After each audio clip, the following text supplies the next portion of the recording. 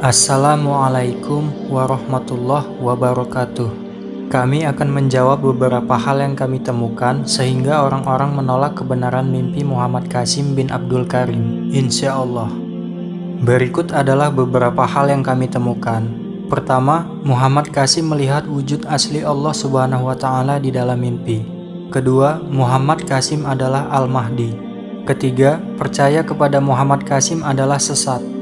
Bismillah, mari kita jawab. Berikut adalah penjelasan Muhammad Qasim melihat Allah Subhanahu wa Ta'ala di dalam mimpi. Allah the Almighty is the one who often appears in my dreams. I have never seen Allah with my eyes in my dreams. I just feel that Allah is on Arsh al-Azim and that I would hear His voice from behind a veil.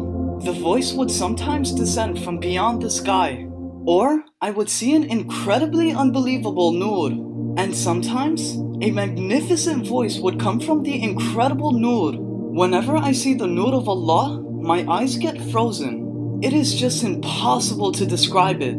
I do not mean to say that this nur is Allah, but rather, the nur of Allah is a magnificent version of nur which Allah created. Allah is far beyond everything to be classified as a nur, and He is the creator of Nur. And even the voice of Allah is also very unbelievable. It's filled with so much mercy and purity that is far beyond describable in words. And Allah's voice in my dreams is far exalted beyond any human being. And the voice has no weakness of running out of breath while talking. In every dream, I feel that Allah is nearer to me than the front part of my brain and my jugular vein. Allah has never ever talked to me loudly, nor has He ever raised His voice in anger or talked to me in an angry way. Allah always talks to me very softly and peacefully. Jadi, Muhammad Qasim tidaklah melihat wujud asli Allah Subhanahu wa Ta'ala di dalam mimpinya. Sebagaimana Allah berfirman dalam surat Asy-Syura, وَمَا كَانَ لِبَشَرٍ أَن يُكَلِّمَهُ اللَّهُ إِلَّا وَحْيًا أَوْ مِنْ وَرَاءِ حِجَابٍ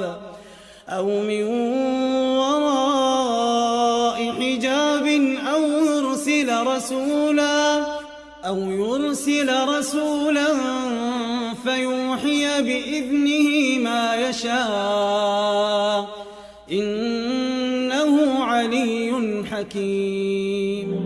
Dan kita umat Islam mengimani akan melihat Allah Subhanahu wa Ta'ala dengan mata kepala sendiri di akhirat nanti.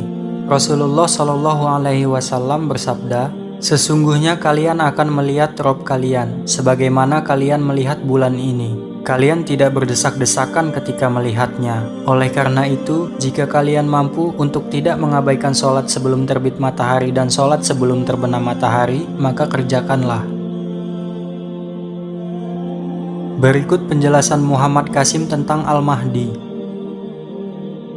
I swear by Allah, I have never heard or read any hadith about Imam Mahdi before sharing my dreams.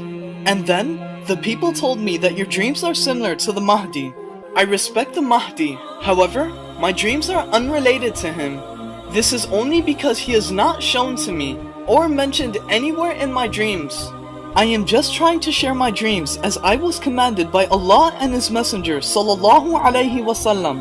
I have not been shown who the Mahdi is, and I am not the Mahdi, and neither do I want to be. I am just like any other person, and my hope and trust is only to Allah. The help of Allah is not just for the Mahdi. I hope you understand. I always deny that I am the Mahdi, and I really don't want to be because Allah and Muhammad Sallallahu Alaihi Wasallam is with me. I don't need anything else to be successful, and only Allah can change my dreams into a reality, not Imam Mahdi. I only hope and believe in Allah, and Allah's help and mercy is for all of creation, and not only for the Mahdi. I am 100% just a simple person, and really nothing more than that. I am just trying to spread my dreams, and that's about it. I do not claim anything, and I will never claim anything, so I hope it's clear now.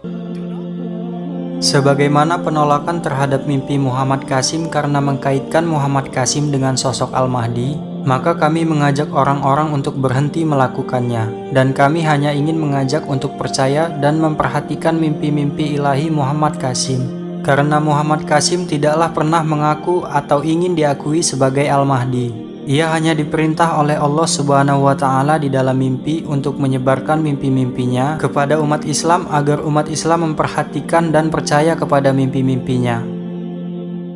With all due respect, nor have I ever claimed to be the Mahdi, and nor do I want to be him. I respect the Mahdi. However, Allah knows best who that is.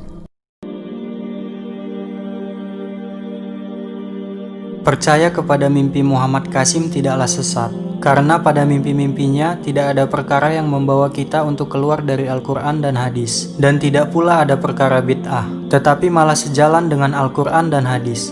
Bahkan mimpinya mengajarkan kita sesuatu yang sangat penting, yaitu menghindari syirik, karena syirik adalah dosa yang paling besar terhadap Allah Subhanahu wa Ta'ala. Dan bahkan ada penjelasan lebih detail lagi yang banyak kita telah abaikan di zaman modern ini, bahwa salah satu bentuk syirik selain menyekutukan Allah Subhanahu wa Ta'ala adalah pemajangan patung dan foto atau gambar dari makhluk hidup yang tidak perlu untuk dipajang. Tentunya kita semua sepakat bahwa pada zaman ini hal tersebut sangat banyak di mana-mana tempat. Dan kita sebagai umat Islam telah lalai, bahkan mungkin tidak sedikit yang tidak tahu bahwa itu adalah bentuk syirik. Berikut penjelasan hadis Sahih Bukhari. Nabi SAW mengatakan dalam banyak hadis, diantaranya rumah yang tidak dimasukin oleh syaitan adalah rumah yang ada anjingnya dan rumah yang ada patung atau gambar hidupnya, gitu kan? Itu dalam hadis sahih. Nabi SAW sudah larang masalah itu. Kalau tidak dimasukin malaikat berarti akan dimasuki oleh syaitan. Dan sudah saya tuntun, teman juga yang bertanya ini bisa kembali kepada buku terbitan Gema Insani Press kalau nggak salah, yang pernah saya bawain dulu, rumah-rumah yang tidak dimasuki oleh malaikat. Coba baca lebih dari 30 macam rumah, diantaranya adalah rumah yang ada patungnya. Kalau anda bilang ini kan cuma hiasan, baik, kenapa harus berhias dengan sesuatu yang Allah haramkan? Ya, anda perlu tahu dalam hadis Bukhari dijelaskan awal mula kesesatan manusia, pertama kali mereka nyembah berhala di zaman Nabi Nuh AS meninggal. Pada saat Nabi Nuh AS meninggal, kata Nabi SAW, datang kepada mereka syaitan menjelma menjadi manusia, kemudian berkata kepada mereka, ya, kepada orang-orang yang sudah meninggal nih. Jadi generasi Nabi Nuh sudah meninggal, generasi sahabatnya juga sudah meninggal. Sekarang generasi tabiinnya. Kalau kita didatangi oleh syaitan dan berkata, kalau kalian mau mengenang orang-orang soleh seperti Nuh dan teman-temannya, sahabat-sahabatnya, dan kalian juga bisa lebih rajin beribadah, buat patungnya, jangan disembah, nggak boleh sembah, itu syirik. Cuma letakkan saja di tempat ibadah-ibadah kalian. Jadi setiap kali kalian lihat, kalian teringat mereka, kalian ibadah lagi. Taruh di pasar-pasar, supaya kalau orang di pasar tidak berani buat maksiat karena tahu ini ada patungnya orang soleh. Niatnya baik awalnya. Lalu apa kata Nabi SAW? Ini hadis sahih riwayat Bukhari. Kata Nabi SAW, setelah generasi itu mati, syaitan datang lagi ke generasi yang masih mudahnya didatangin. Dulu ayah-ayah kalian tidak buat patung-patung ini kecuali untuk jadikan perantara dengan Allah, karena mereka orang soleh, diijabah doanya. Bilang ke dia, patung itu baru ke Allah. Dilakukanlah oleh orang-orang tersebut, akhirnya sampai patung ini disembah. Awalnya begitu. Lihatlah bahwa mimpi Muhammad Qasim mengajarkan kita untuk meluruskan tauhid, sebagaimana yang sudah diajarkan oleh para nabi dan rasul terdahulu. Percayalah bahwa mimpi Muhammad Qasim tidaklah sesat dan tidak ada sedikit pun perkara kesesatan di dalamnya. Selain pelajaran yang penting, mimpi Muhammad Qasim juga berisi tentang kejadian yang akan terjadi ke depan.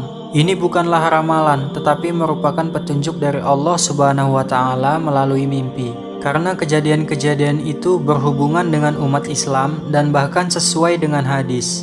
Selain cobaan untuk kita, juga ada kabar gembira dari Allah Subhanahu wa Ta'ala bahwa umat Islam akan meraih kemenangan sebagaimana sejalan dengan hadis.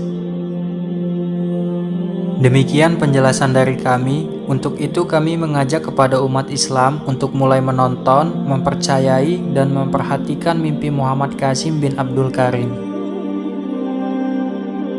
Tidakkah kita sudah lihat keadaan umat Islam, di mana saudara-saudara kita telah mengalami ketidakadilan dan penindasan yang amat melampaui batas, yang telah melukai dan menyakitkan hati kita, bahkan semakin hari semakin parah. dan sebagian besar dari kita hanya bisa protes tanpa menghasilkan perubahan yang seharusnya. Maka sadarlah dan percayalah bahwa di masa sulit ini Allah Subhanahu wa Ta'ala sudah memberikan petunjuknya kepada kita melalui mimpi Muhammad Qasim. Dan Nabi Muhammad SAW juga telah hadir untuk kita melalui mimpinya. Allah Subhanahu wa Ta'ala sudah mempersiapkan sesuatu yang besar untuk kita agar kita meraih kemenangan, menegakkan kebenaran dan keadilan di dunia ini, menyudahi berbagai penderitaan yang selama ini sudah ditimpakan pada saudara-saudari kita umat Islam dari musuh-musuh Allah yang melampaui batas, dan juga bersiap untuk menghadapi fase-fase akhir zaman lainnya yang pasti akan terjadi. Wallahu a'lam. Bangunlah dan bersiaplah wahai umat Rasulullah Sallallahu Alaihi Wasallam. Jazakumullah khairan katsiran. Assalamualaikum warahmatullahi wabarakatuh.